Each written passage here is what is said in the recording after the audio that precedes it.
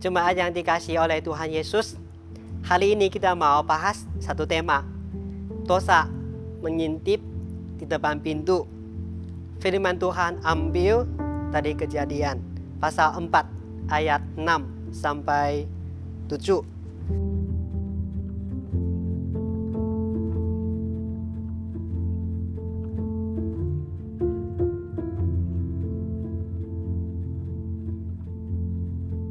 Jemaat yang dikasihi oleh Tuhan Yesus, kalau kita lihat di sini ceritakan Kain sama Habel, mereka masing-masing membawa persembahan kepada Tuhan. Tetapi Tuhan hanya berkenan kepada persembahan dari Habel. Tuhan tidak berkenan kepada persembahan dari Kain. Setelah itu Kain langsung jadi marah, mukanya langsung ganti warna kalau bahasa Mandarin. Kita lihat di sini, sebenarnya kalau kita lihat bukan masalahnya dari persembahan mereka masing-masing, tetapi yang bermasalah itu adalah isi hati Kain. Sebenarnya kalau kita lihat Kain itu hatinya tidak fokus kepada Tuhan, hatinya hanya fokus kepada diri sendiri. Tetapi Habel beda, dia fokus kepada Tuhan. Dia memberikan persembahan yang terbaik bagi Tuhan. Tetapi Kain mungkin hatinya sombong atau tidak rela. Dia mempersembahkan kepada Tuhan. Jadi Tuhan tidak berkenan kepada persembahan dari Kain. Setelah itu Kain marah kepada Tuhan. Dia bilang, saya sudah persembahan, mengapa Tuhan tidak berkenan? Tuhan mengingatkan dia, hati-hati. Dosa sudah mengintip di depan pintu kamu. Dosa sudah mengintip di depan hati kamu. Kalau kamu terus marah terus, nanti dosa akan menguasai hatimu. Kalau kita lihat di sini, Kain dia tidak mendengar nasihat hati dari Tuhan. Dia membiarkan dosa itu, kemalahan itu terus menerus di hatinya. Setelah itu dia ajak adiknya kepada padang. Setelah itu dia membunuh adiknya.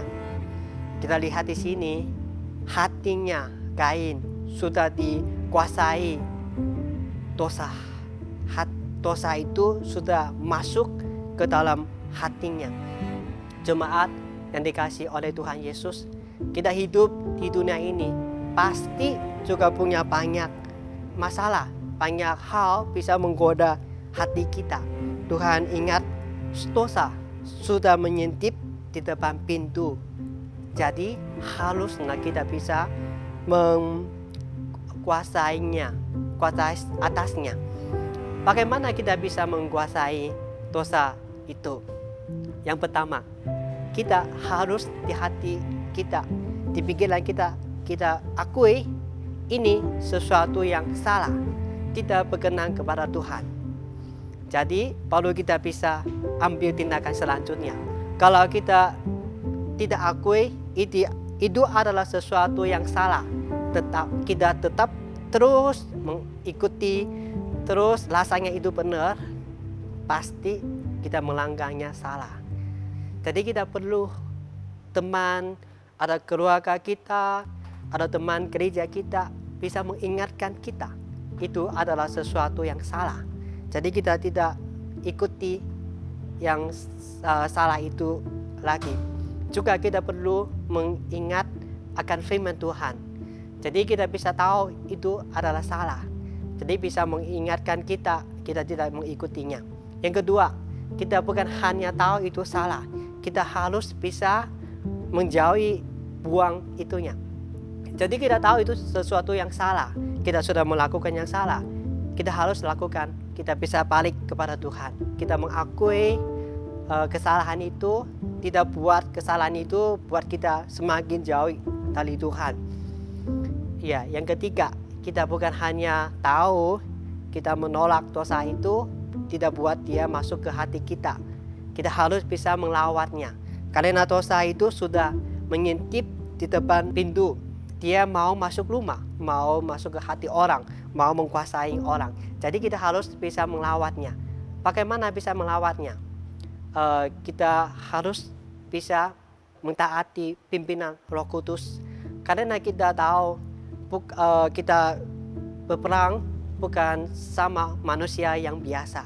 Kita berperang sama iblis yang berkuasa, bisa lebih besar dari manusia. Jadi kita harus lawatnya, bukan pakai kekuatan kita sendiri. Kita bersandar kepada Roh Kudus, kepada kuasa Tuhan.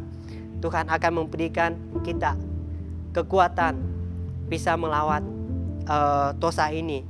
Jadi dosa ini tidak bisa masuk ke hati kita, apalagi menguasai hati kita. Jadi jemaat yang sekalian, lewat hari ini kita belajar tahu itu dulu adalah satu yang salah. Kita tidak mau ikuti lagi, kita mau buang itu, mengakui kesalahan kita. Kadang-kadang kita nggak tahu, tapi teman kita, hamba Tuhan kita, atau firman Tuhan bisa ingatkan kita. Kita harus bisa mendengarnya. Yang terakhir, kita bisa mengikuti bersandar kepada pimpinan Roh Kudus. Itulah bisa membuat kita menang atas dosa.